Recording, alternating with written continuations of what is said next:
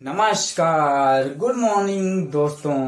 Welcome back to Shubh education. Shubh education में आपका स्वागत करता हूं और इसी उमंग के साथ आज हम आप लोग के लिए इस त्रिकोणमिति की सीरीज में त्रिकोणमिति की चौथी वीडियो लेकर आए हैं और इस वीडियो में हम जानेंगे त्रिकोणमिति रेशियो के कोण कितने होते हैं और उस कोण की वैल्यू कितने होते हैं। तो बेसिकली इस वीडियो में हम जानेंगे 0 degree, 30 degree, 0 degree, 30 degree, 45 degree, 60 degree से 90 डिग्री। तो इस एंगल के बारे में हम इस जानेंगे। तो चलिए सबसे पहले हम जानेंगे 30 डिग्री। 30 डिग्री की वैल्यू आपको कहाँ से मिलती है? Sine 30 degree, cos 30 degree, tan 30 degree. इस 30 डिग्री की कहाँ से मिलती है? चलिए देखते हैं।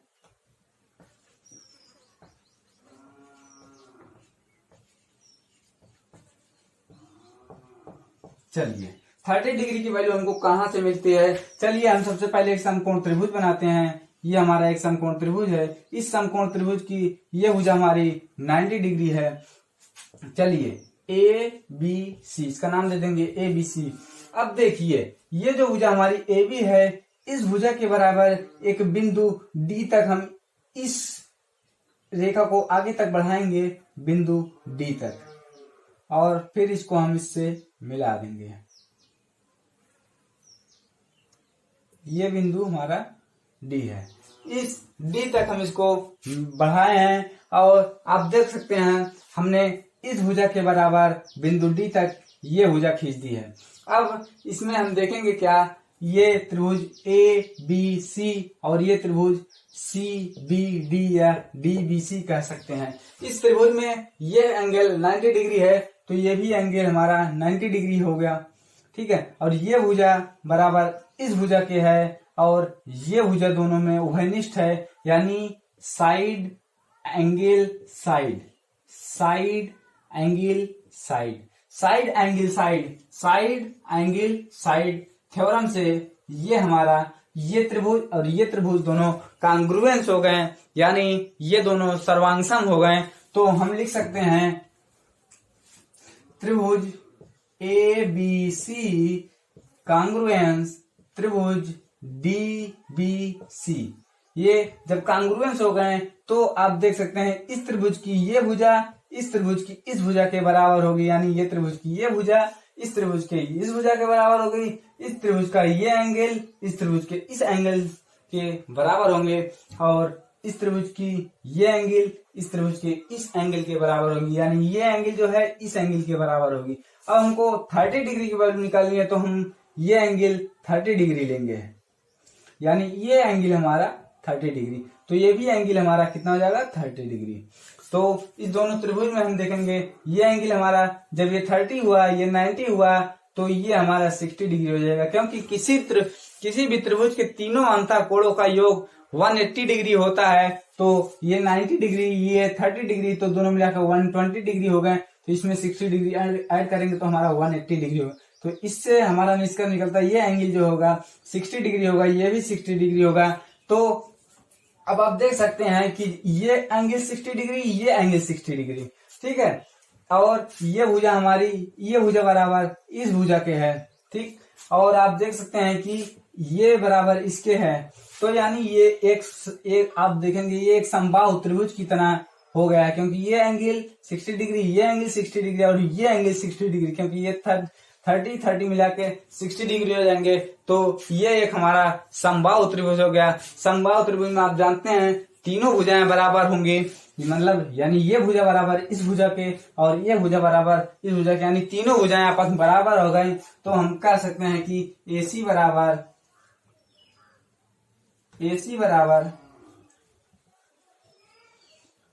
CD, ये बराबर AD, ठीक।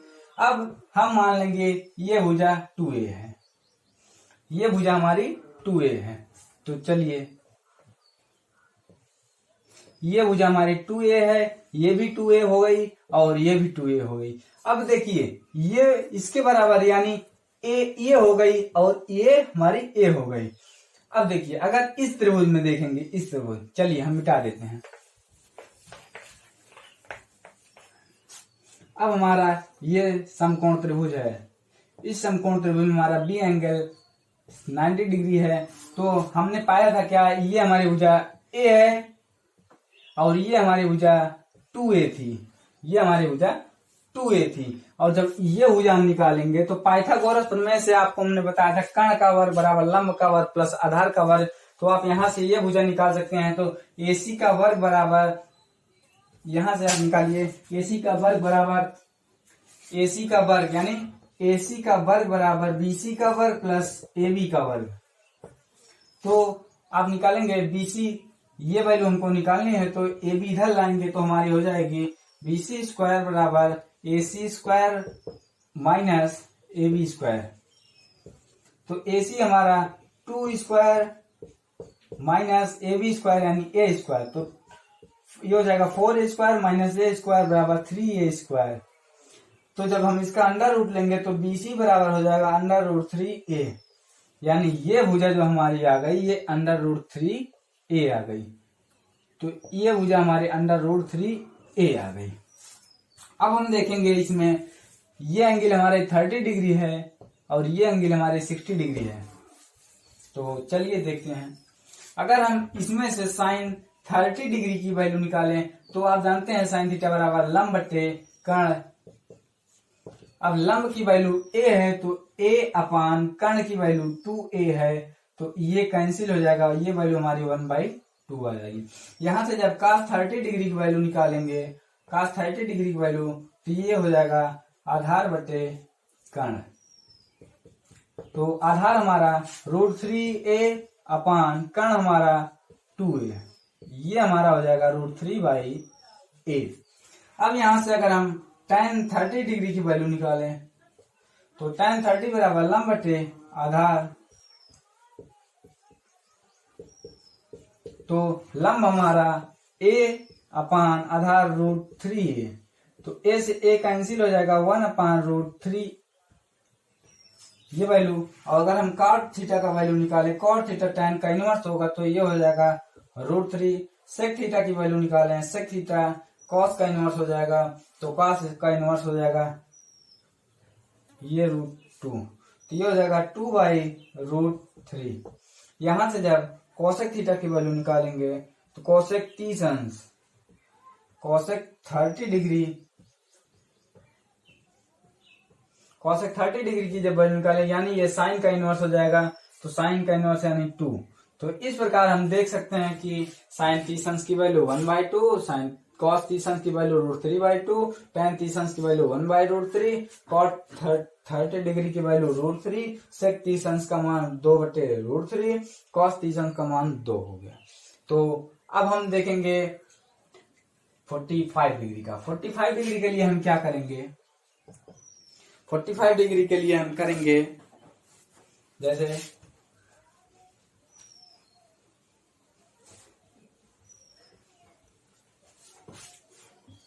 चलिए 45 डिग्री में हम ये करेंगे, जैसे मान लीजिए समकोण त्रिभुज है, इस समकोण त्रिभुज में हमको 45 डिग्री का निकालना है।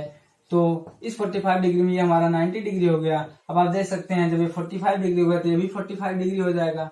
अब ये एंगल बराबर इस एंगल के है तो इस एंगल के सामने की भुजा ये, इस एंगल के सामने भुजा बराबर ये दोनों बराबर होंगे। अब मान लीजिए ये भुजा हमारी ए हो गई तो ये भी हमारी ए हो जाएगी।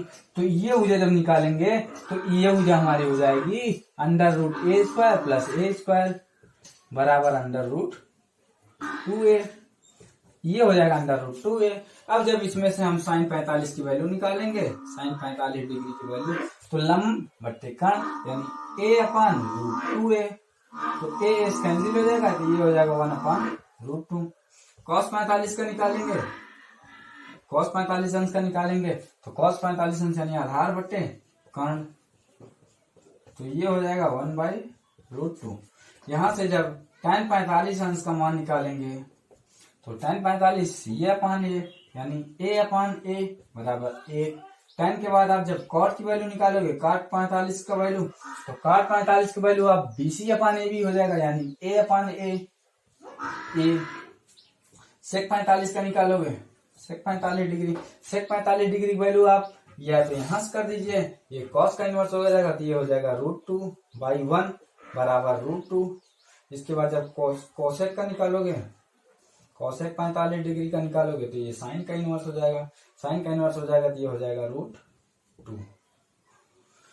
तो इस प्रकार हम जान गए कि 45 रेशियो का क्या वैल्यू होता है। अब हम अगला जानेंगे 60 डिग्री। तो 60 डिग्री की वैल्यू हम जानेंगे। अब चलिए एक बार आप लोग स्क्रीनशॉट ले लीजिए।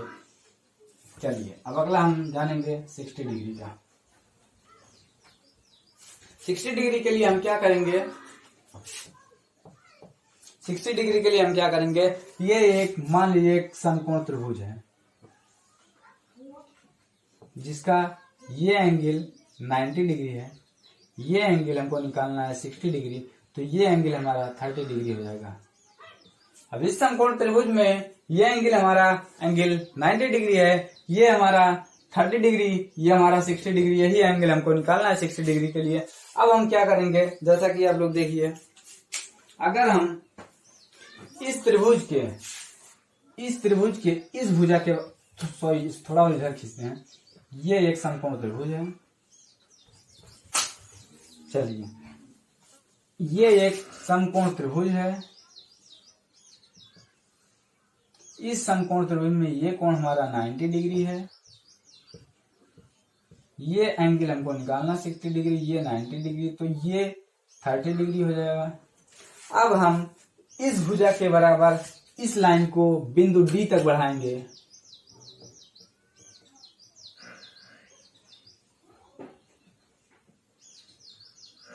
बिंदु डी तक बढ़ाएंगे। अब हम बिंदु डी तक बढ़ा दिए हैं, तो ये भुजा इस भुजा के बराबर है। और आप देख सकते हैं ये मैंने पूरा यहाँ बिंदु डी तक बढ़ा दिया और इसको मिला दिया। अब आप देख सकते हैं ये एंगल 90 डिग्री होगा और ये भुजा बराबर इस भुजा के है और ये कोण, ये भुजा हमारी उभयनिष्ठ है। तो हम कह सकते हैं कि ये त्रिभुज इस त्रिभुज के कांग्रुएंस है। साइड एंगल साइड से थ्योरम से ये त्रिभुज इस त्रिभुज के कांग्रुएंस हो गया, तो हम कह सकते हैं हमारी इस त्रिभुज की ये भुजा इस त्रिभुज की इस भुजा के बराबर होगा। यानी हम कर सकते हैं AD बराबर CA होगा और इस त्रिभुज की ये एंगल इस त्रिभुज की इस एंगल के बराबर होगा, इस त्रिभुज का ये एंगल इस त्रिभुज इस एंगल के बराबर होगा।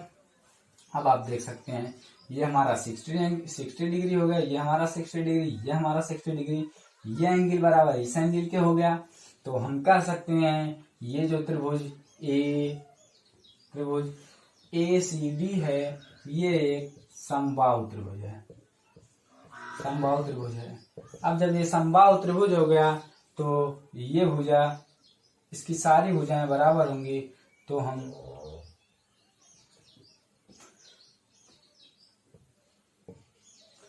इसमें कह सकते हैं कि मान लीजिए ये भुजा हमारी 2A हो गई, ये भुजा हमारी 2A हो गई। अब ये पूरी भुजा हमारी 2A होगी। अब इसमें ये A हो जाएगी, ये A हो जाएगी क्योंकि ये बराबर इसके हैं। तो अब इसमें हम साइन थीटा की वैल्यू निकालेंगे। चलिए साइन 60 अंश की वैल्यू निकालेंगे। साइन 60 अंश बराबर लंब बट्टे कर्ण, लंब बट्टे कर्ण। तो लंब हमारा इस त्रिभुज में लंब हमारा, चलिए एक बार मिटा देते हैं।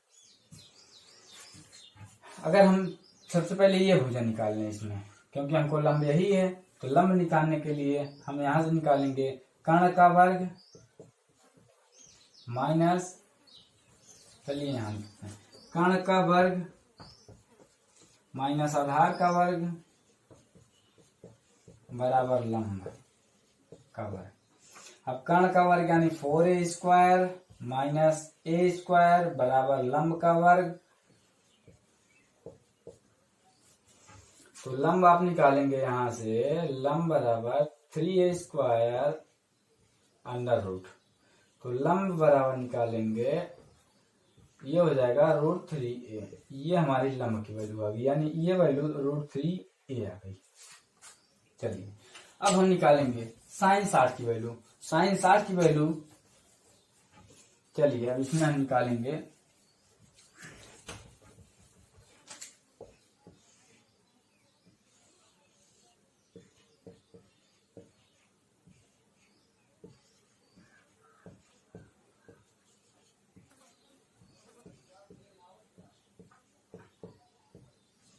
चलिए इस त्रिभुज में हम साइन 60 अंश की वैल्यू निकालेंगे, तो साइन 60 डिग्री बराबर लंब बटे कर्ण यानी √3a/2a।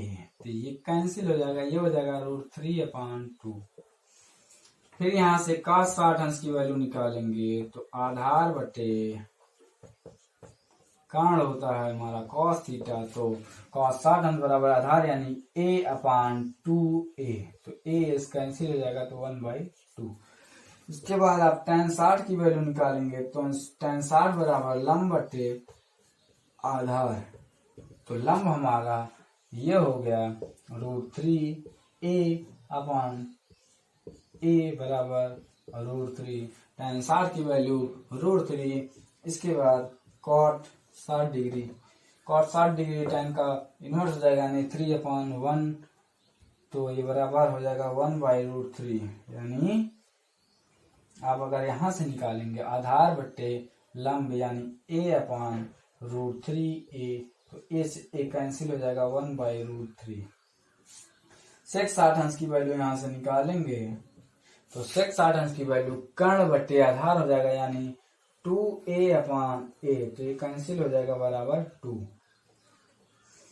यहां से अगर हम cosec 60 अंश की वैल्यू निकालें, cosec 60 अंश की वैल्यू हम निकालेंगे, तो ये हो जाएगा कर्ण यानी 2a/√3a।